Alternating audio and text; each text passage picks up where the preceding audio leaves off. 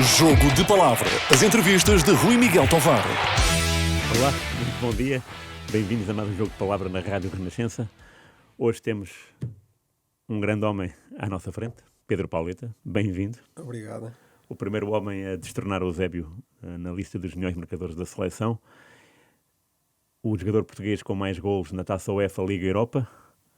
E também, e isto vi recentemente e fiquei... não sei porquê, mas fiquei surpreendido. No século XXI, portanto, desde 2001 até hoje, o Pauleta foi o rei do golo na primeira divisão francesa até ao Bumapé. Portanto, o Pauleta foi rei de 2002, 2003 até 2021. Portanto, durante 20 anos, o Pauleta foi o melhor marcador de sempre do século XXI da Liga Francesa.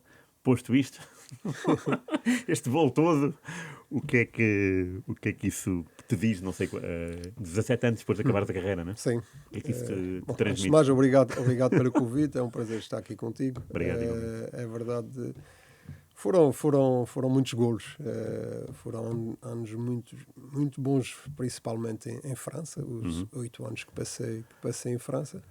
É verdade que já passaram 17 anos que parei de jogar futebol, mas os golos ficam para sempre. E felizmente para mim, tanto no Bordeaux, nos 3 anos que passei no Bordeaux e nos 5 anos que passei em Paris, as coisas correram muito bem a nível pessoal,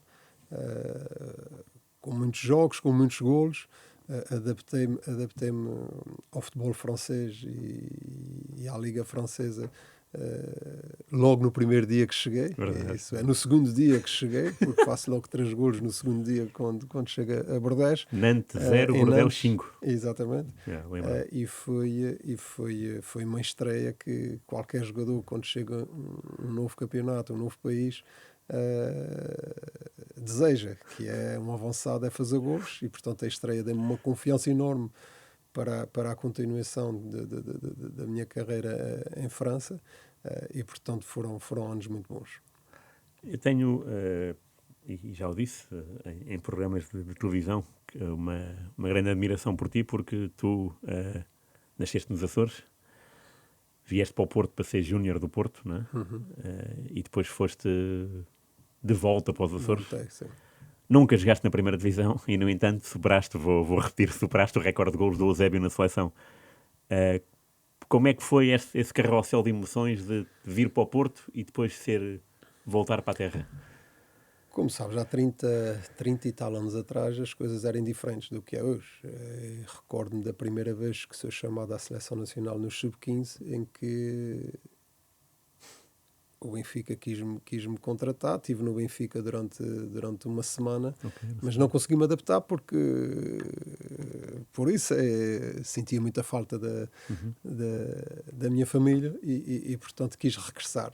No ano seguinte, nós fomos, eu jogava no Santa Clara, nós fomos campeões dos Açores, jogamos com o Porto a fase final de juvenis.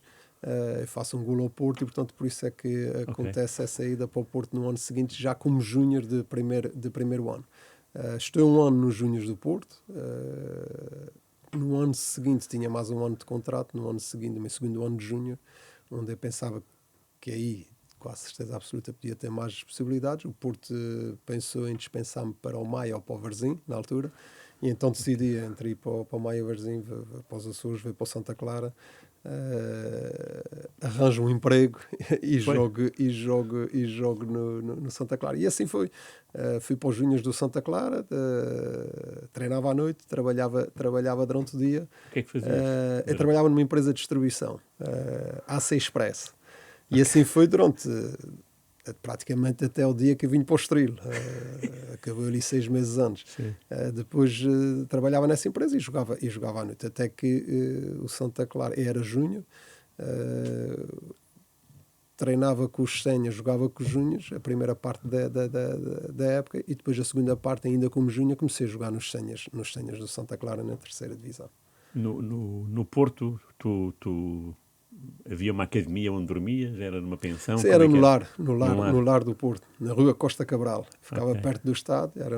Era uma casa onde estávamos vários jogadores. Estava o Toni, o Jorge Silva, O Tony Canana. era teu rival na posição, não? Sim, avançado. o Tony era o avançado. Era Tony e Miguel Bruno, não era? O Tony e o Miguel Bruno, grandes dois jogadores, eram os titulares dos Júniores do Porto, o Miguel e o Tony.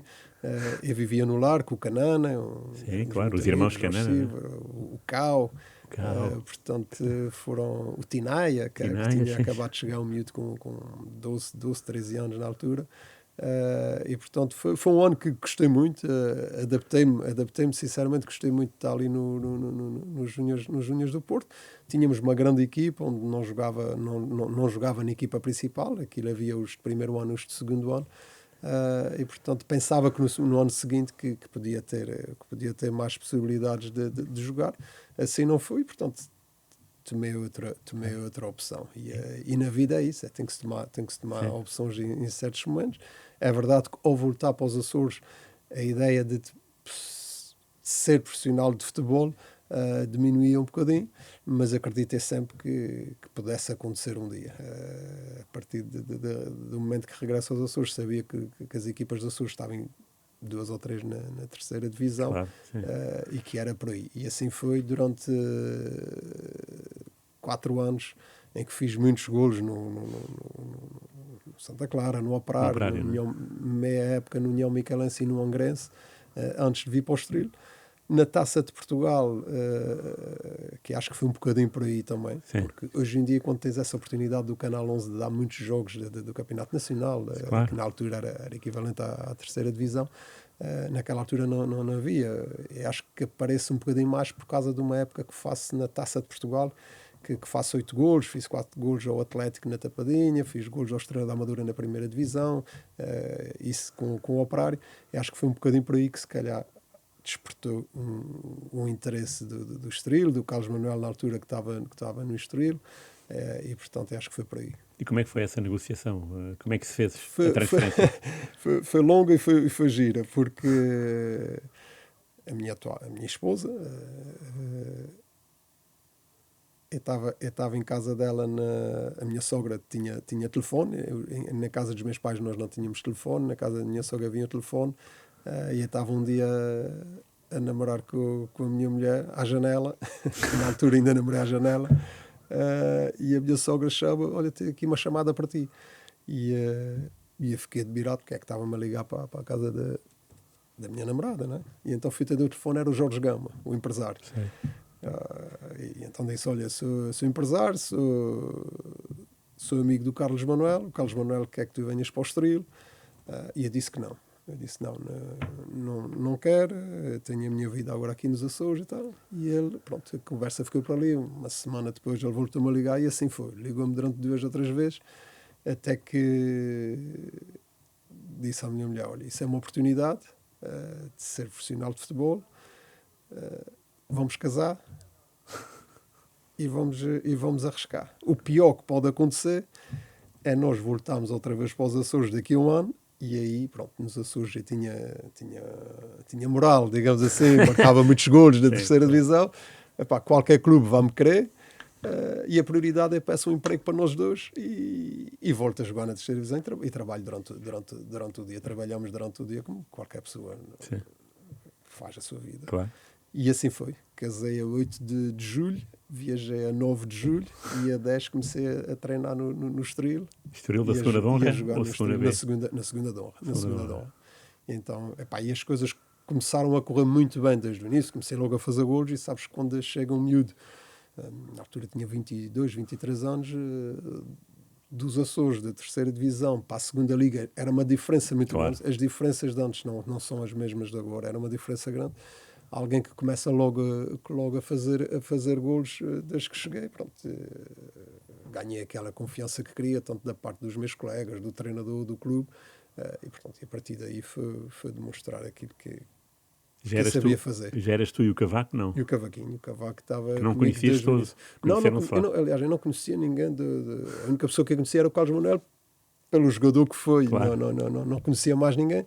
E então foi assim. E depois, desde o início, jogava eu e o Cavaco na frente, onde tínhamos, para além de nos entendermos bem, tínhamos uma relação muito boa. Temos uma relação muito boa, somos muito amigos e uma pessoa que eu gosto muito, e que me ajudou também muito, porque quando tens alguém contigo, 2 jovens num clube como o Estoril, que na altura o Estoril sempre foi um clube de dimensão, um clube de primeira divisão, apesar deste ano estar na segunda divisão, portanto as coisas começaram a correr bem. E a partir daí foi mais fácil, digamos assim, a partir do momento que cheguei, que demonstras e que marcas golos, é mais fácil. Vivias lá ao pé do estádio?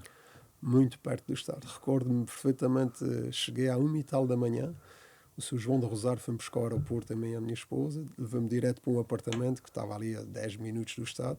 Eu pedi a ele para fazer o caminho com a carrinha, ele foi-me buscar uma carrinha do estádio até à casa, porque no outro dia de manhã tinha que estar às 7h30 ou às 8 da manhã no estádio, então tinha que ir a pé para estar lá para fazer os exames médicos e começar logo a treinar. E o Carlos Manuel, que tal? Uma peça, não é?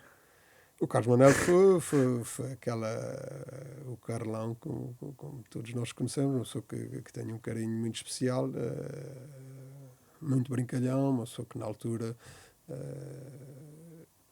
era um treinador que tinha acabado de deixar o futebol há poucos anos, 2-3 anos, salvo eu.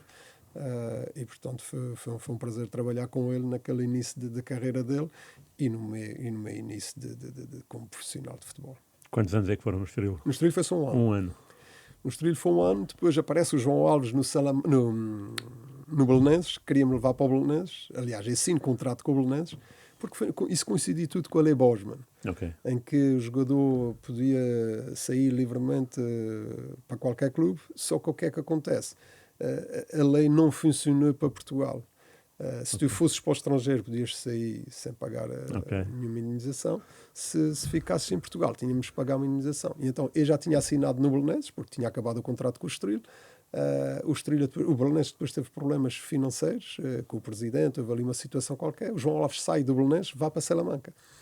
E aí recordo perfeitamente, nós, portanto, anulamos o contrato com o Belenenses e ia ficar no Estoril. E recordo estar nas férias em casa da minha mãe a ver o Jornal da Bola, e estava lá uma entrevista, João Alves no Salamanca, mais 7 ou 8 portugueses. E recordo-me dizer isso, ele levou-me para o Belenenses, podia-me ter levado para Salamanca. No dia a seguir, logo de manhã, liga-me o Jorge Gama, que ficou meu empresário até o final da minha carreira. E o Jorge diz ao Pedro: sabes quem é que me ligou de madrugada? E eu disse: o João Alves ligou-me e diz que é que tu venhas para Salamanca. Então foi assim. E no dia a seguir, viajo para Lisboa e fui para Salamanca para depois assinar contrato com o Salamanca. E lá foram 2 anos ou mais? 2 anos. Mas num deles? Cheguei como quarto avançado, porque o Salamanca na altura tinha contratado o Cláudio, que tinha vindo, um espanhol que tinha vindo do Corunha, tinha contratado o Catanha, ao Belenenses, tinha contratado o César Brito, meu amigo César Brito, e então aí era o quarto avançado, e na altura recordo-me que o presidente até disse: vais ser o quarto avançado. Eu disse: não, se for para ser o quarto eu não quero ficar. E o João Alves disse: não, quem manda sou eu. E assim foi. Ao segundo, terceiro jogo, o Salamanca não ganhava, eu tive a oportunidade de jogar, joguei, marquei 2 golos contra o Toledo, ganhamos, e a partir daí joguei os jogos todos e fui o melhor marcador do campeonato da segunda divisão. E subimos divisão neste ano à primeira divisão. E na primeira, algum choque de realidade ou normal?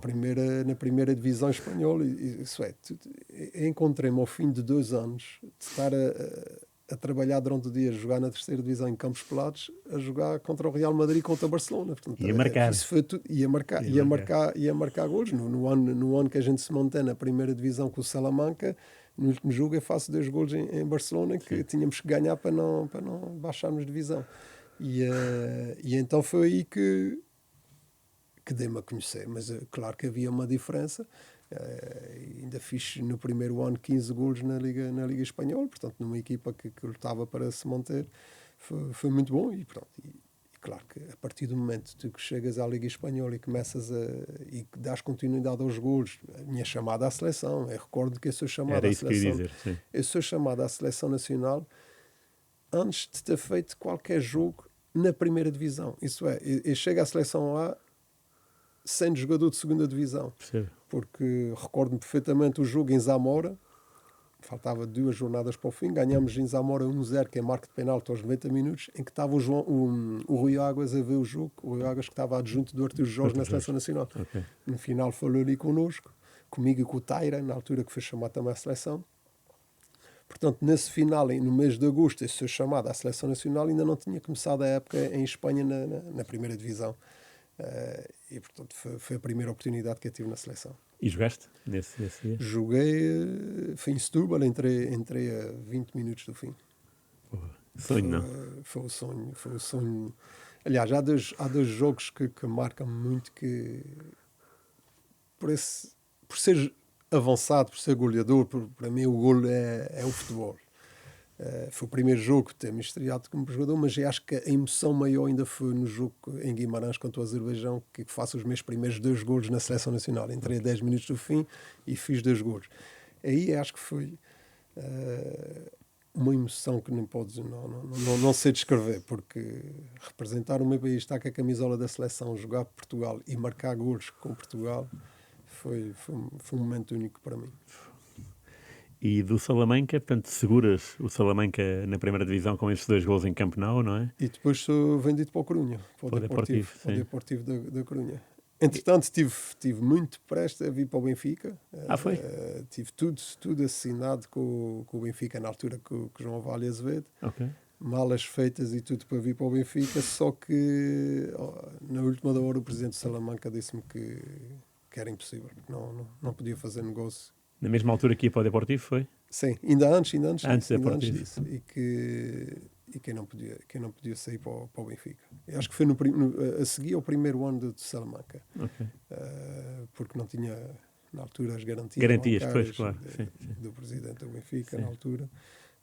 E então, no segundo ano, aí é que sai para o Corunha. Mais um passo importante na minha carreira, porque veio para um clube que tinha uma seleção de jogadores. Era tudo jogadores internacionais. O Songo, Naibé, não? Sim, Songo, Naibé. A gente somos campeões nacionais, ganhamos o campeonato, ganhamos a Supertaça. Portanto, isso volta atrás, estás a jogar na terceira divisão nos Açores e 4 anos depois estás a ganhar a Liga Espanhola. Isso era uma coisa impensável para qualquer equipa que não fosse Barcelona, Real Madrid e de vez em quando o Atlético Madrid. Sim. Portanto, foi um clube com uma dimensão.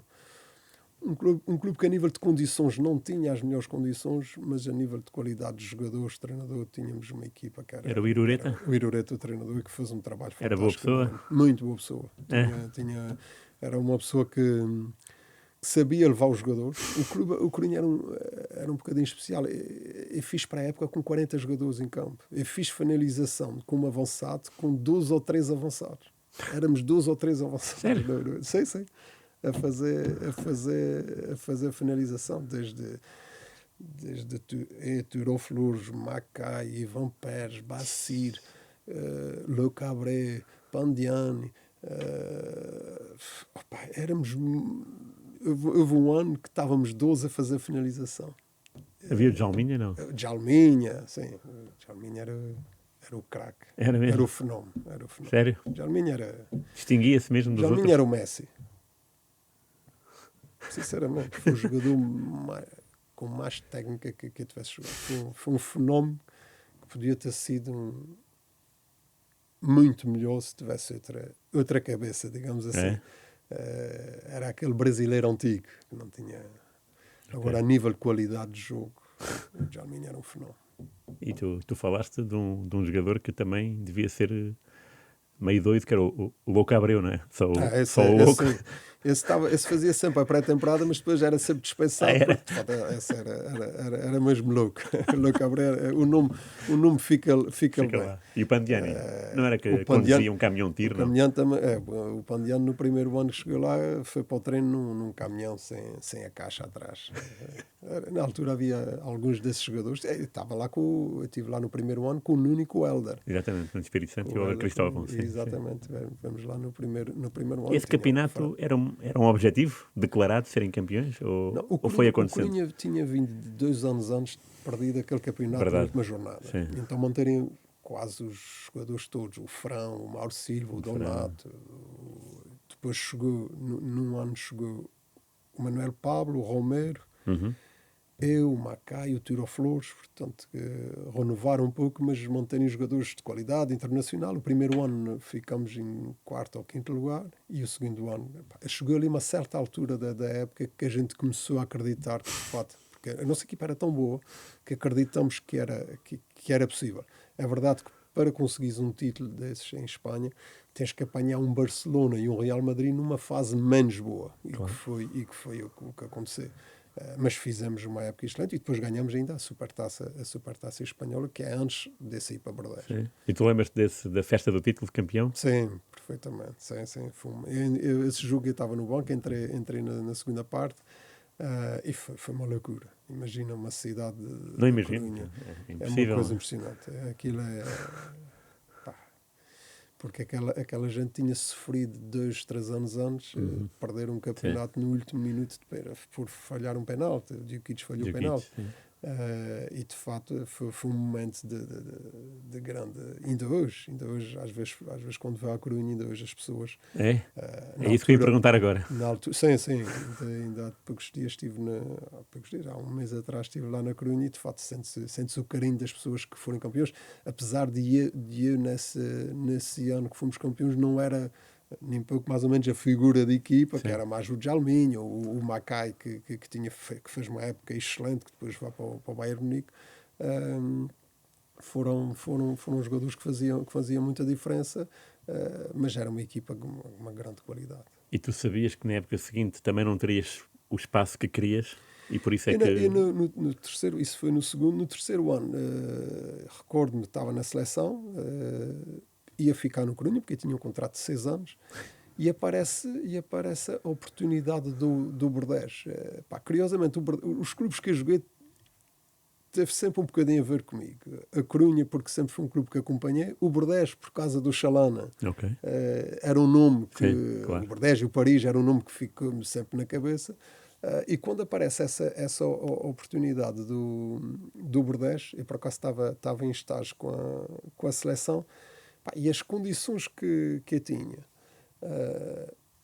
garantia de jogar não tinha, porque na altura não se dava garantias para jogar, mas sabia que tinha confiança em mim, sabia que no Corunha cada vez estava a chegar mais jogadores. Neste ano chegou o Tristão, o Diego Tristão, okay, portanto, e então achei, e as condições que o Bordeaux me ofereceu, que era muito, muito superiores ao que foi aquilo que me surpreendeu mais.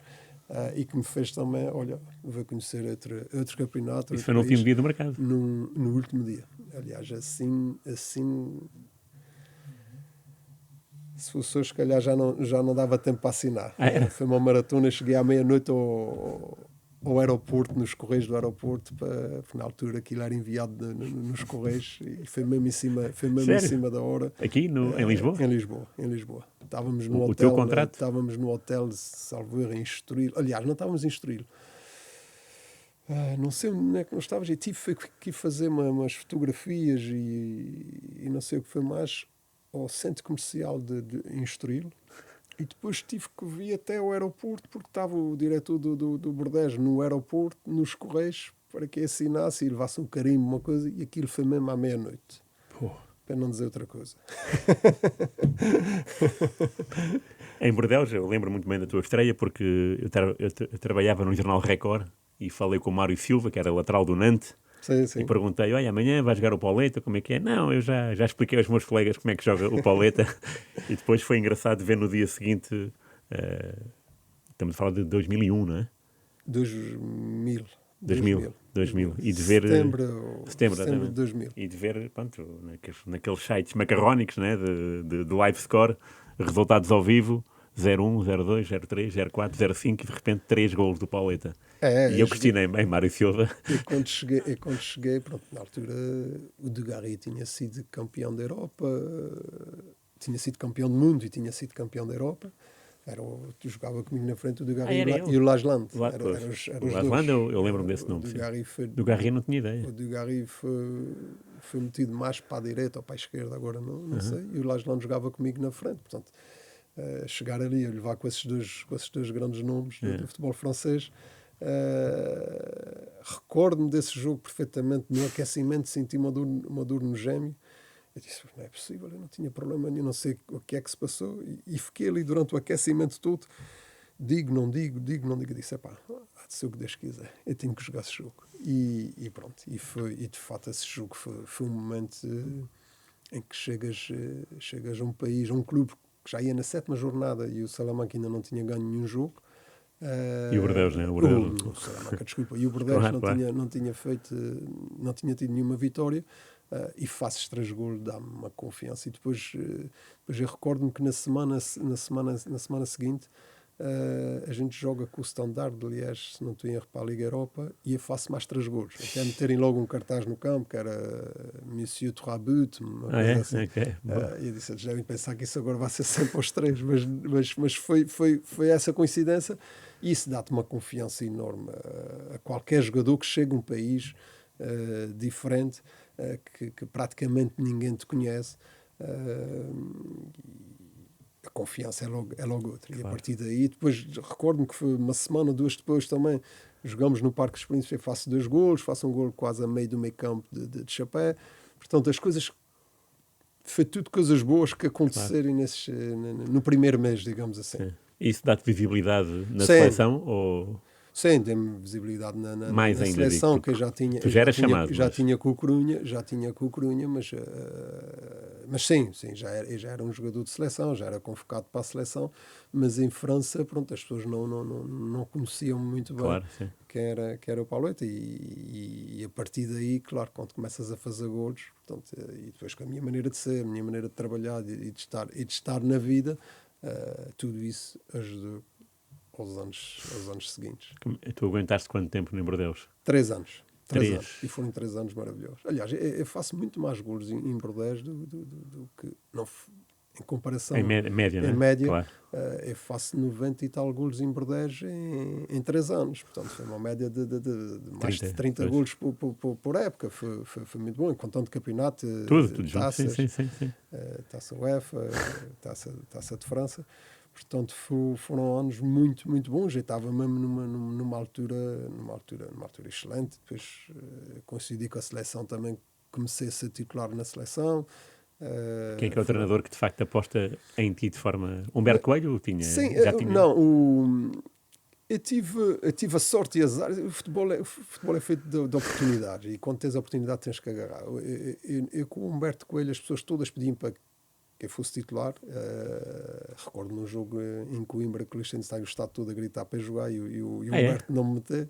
Ainda hoje não lhe perdoo por isso. E depois ele mete no jogo decisivo em casa, no Estádio da Luz, contra a Hungria.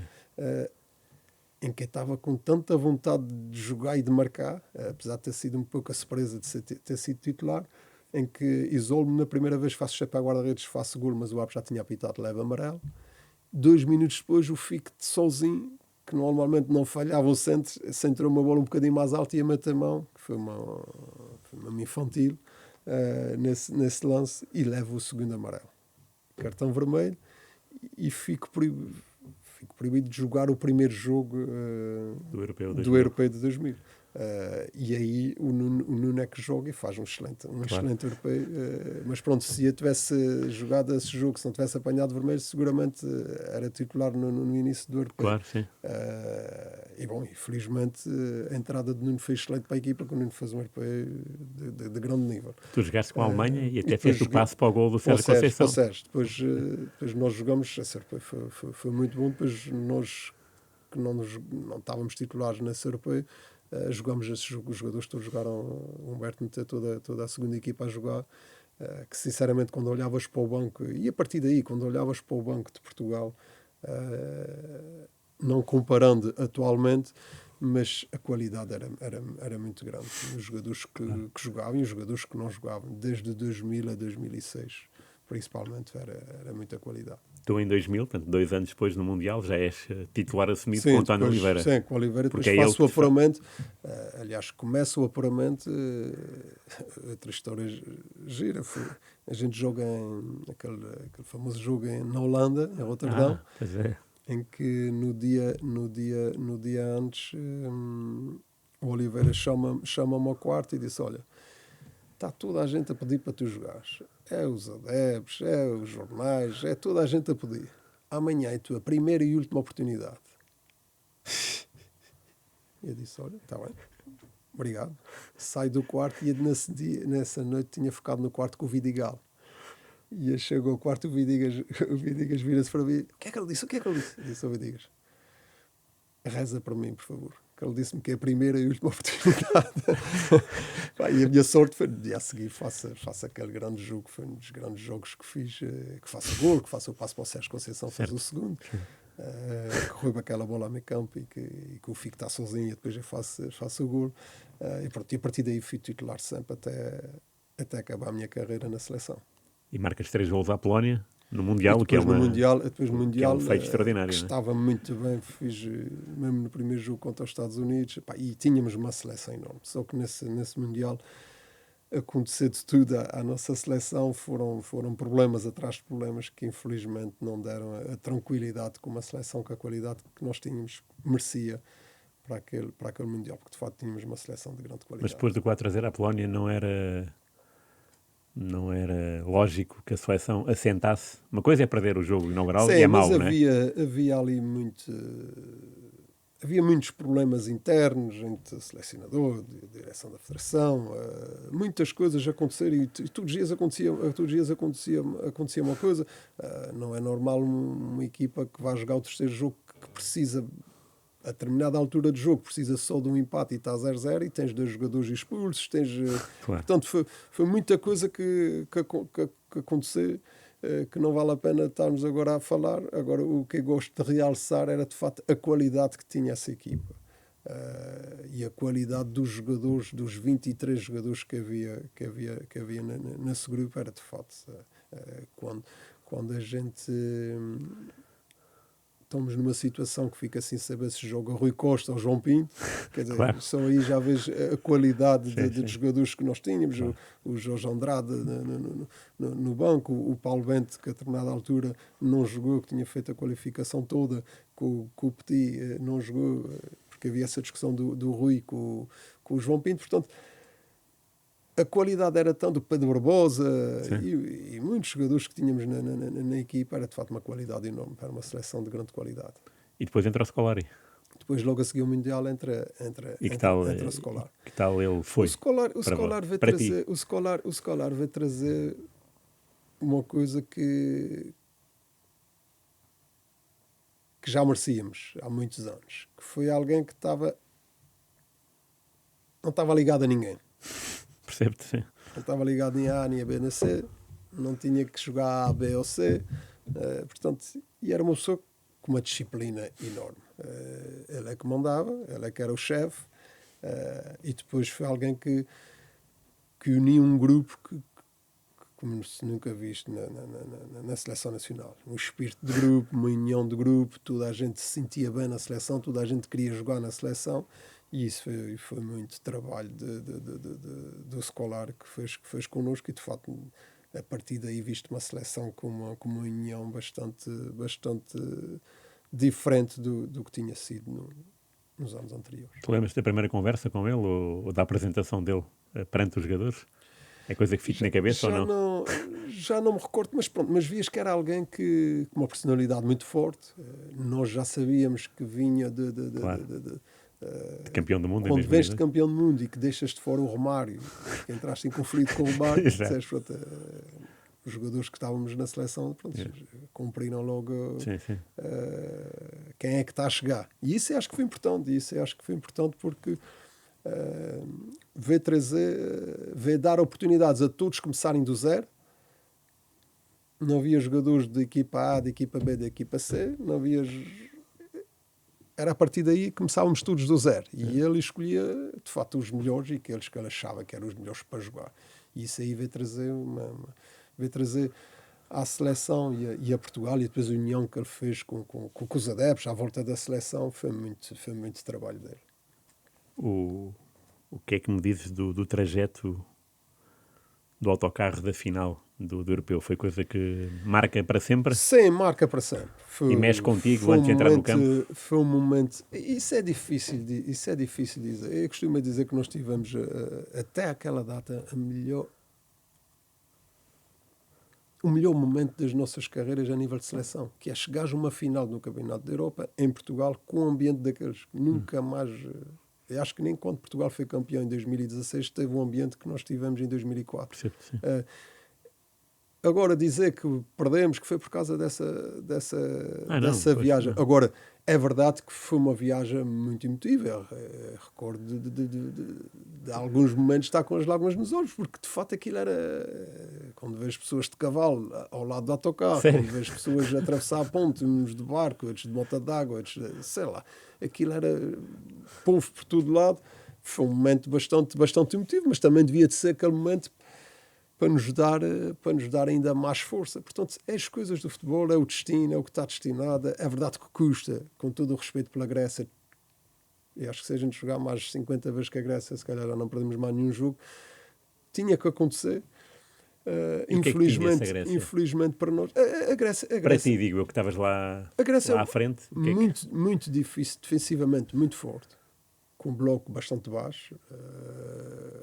Fisicamente, os jogadores, ainda há 2-3 anos, se calhar mais, fomos fazer um jogo com a Grécia de antigos jogadores, e jogas contra os mesmos jogadores que foram campeões da Europa contra nós, e tu sentes fisicamente de gajos bastante fortes. E de facto foi uma seleção que teve o seu mérito, porque ganhava os jogos todos por 1-0, não sofria golos, marcava sempre um golo.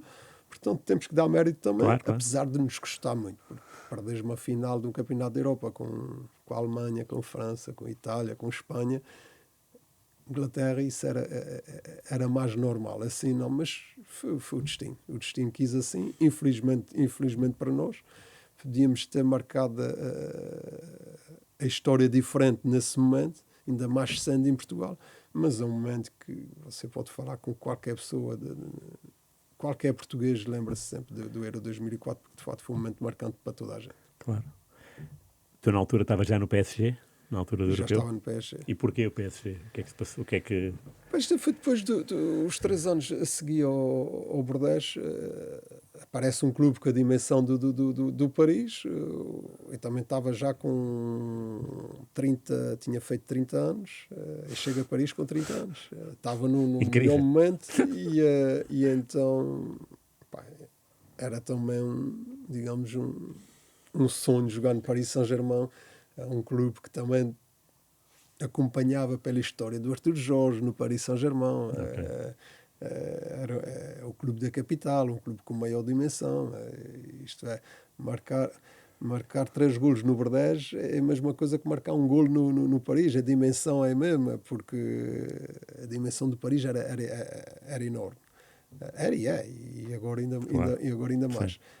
E portanto foi uma decisão fácil de tomar. O Bordeaux também tinha a necessidade na altura de vender, e eu tinha a vontade de representar um clube com uma dimensão do Paris Saint-Germain. Era o único interessado ou havia não, vários? Tive o Lyon, todos os anos tive o Lyon. O Lyon, que naquela altura era campeão todos os anos, não? Todos os anos o Lyon.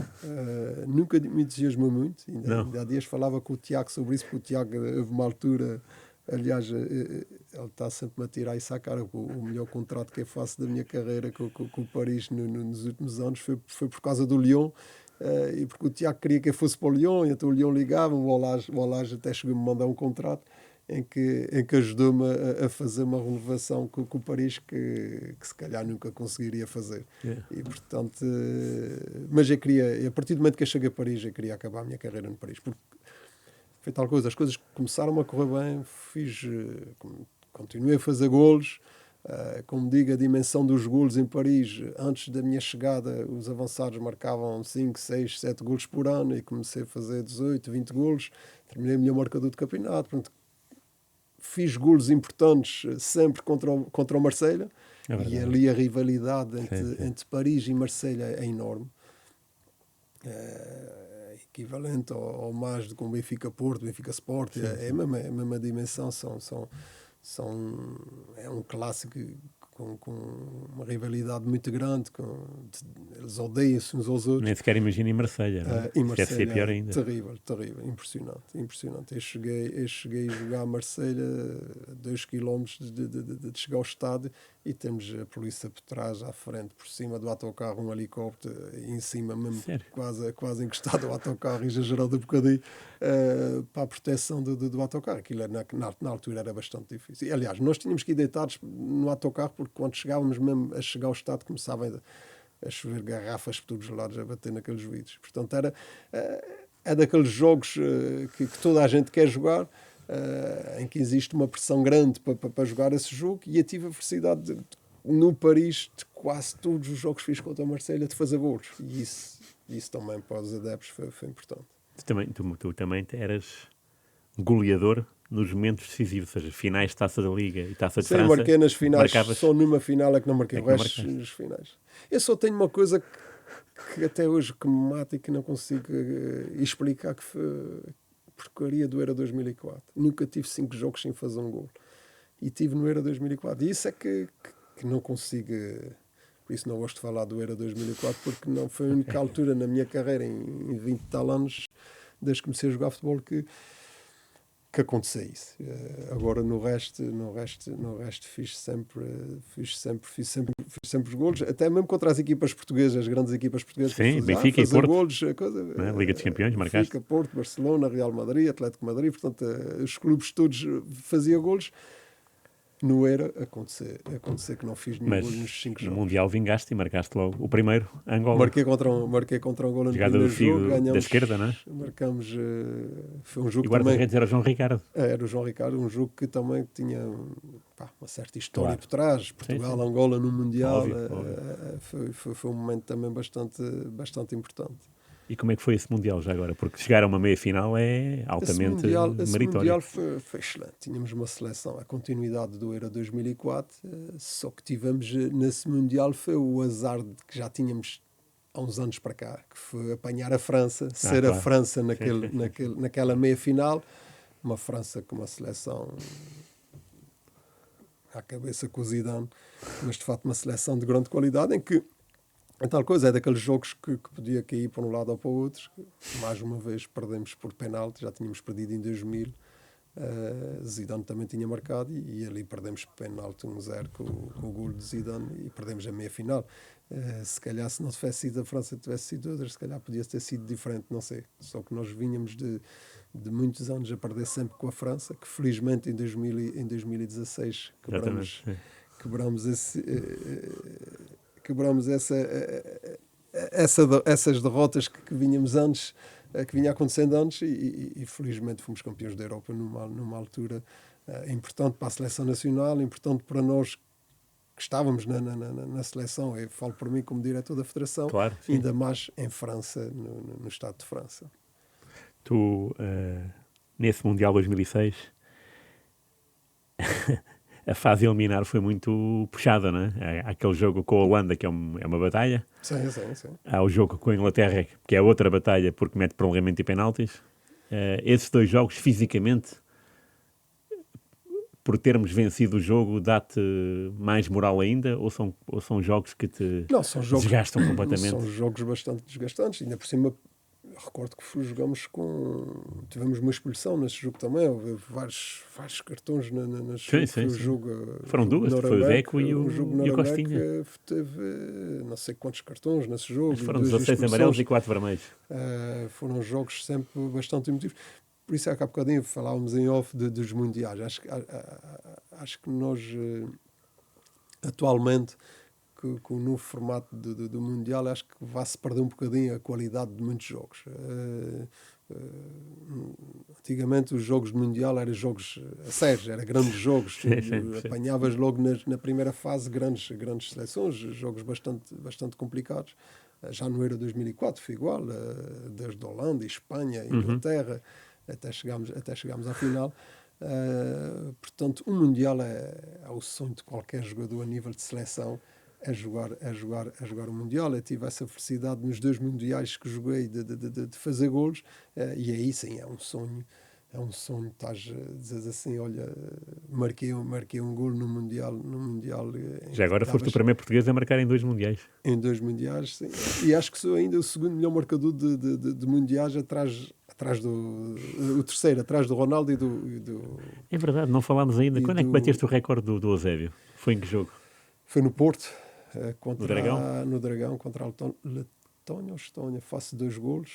E estavas a 1 ou estavas a... igualaste ou ultrapassaste? Estava a 1 gol do Eusébio. Então igualaste e ultrapassaste no mesmo dia. Isso aí foi... Porque quando chega à seleção e começa a fazer golos, eu sabia os golos, agora se calhar já não sei muito bem, mas sabia os golos das grandes referências que eu tinha na seleção nacional, na seleção do futebol português, que era Fernando Gomes, Rui Manuel Trindade de Jordão e Nené. O Nené tinha 22, o Jordão tinha 15, o Fernando acho que tinha 13, não sei. Sim. E portanto, quando começa a fazer golos, o meu objetivo era chegar a passar o primeiro. Passo o primeiro, passo o segundo, e depois, quando passa o Nené, para mim foi os 3 referências, 3 números do futebol português, do Benfica, Porto e Sporting. Eu consegui fazer mais golos. E a partir daí é que eu vejo quem é que estava à minha frente depois, era o Figo. Eu disse, é possível. E depois, quando apanho só o Eusébio pela frente, foi de fato, a partir daí foi um objetivo pessoal. Eu tenho que conseguir. Apesar das pessoas quererem fazer comparações, e foi uma coisa que eu sempre tentei, que isso da minha parte nunca aconteceu, que comparar com o Eusébio era uma tolice enorme e nunca foi o caso. Agora não podem tirar esse sonho de querer marcar mais golos com o Eusébio, porque isso não vão conseguir. Agora, comparar, nunca quis comparar, porque são tempos diferentes, são jogos diferentes, são tempos de jogos diferentes, não tem nada a ver uma coisa com a outra, como não tem agora.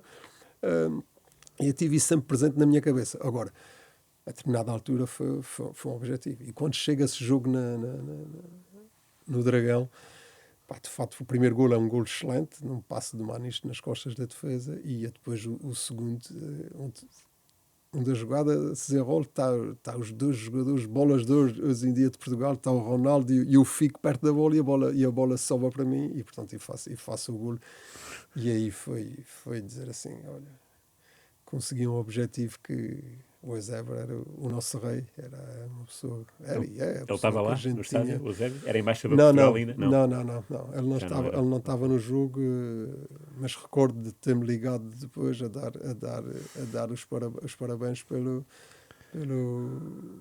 por esse feito que era histórico para mim.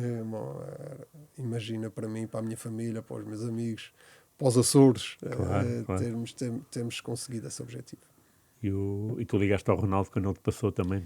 Liguei e por acaso ri-me um bocadinho com ele, porque eu disse a ele, esse é o teu recorde mais difícil que tu bateste na vida. E ele hoje já tem 3 vezes mais, se calhar.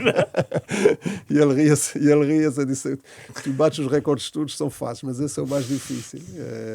E pronto, e isso deixa-me feliz, quando eu olho para essa classificação e vejo-me ao meio dos 3 melhores jogadores da história do futebol português, entre Ronaldo, Figo e Eusébio, estar ali no meio deles a nível de golos é de fato algo muito importante para mim.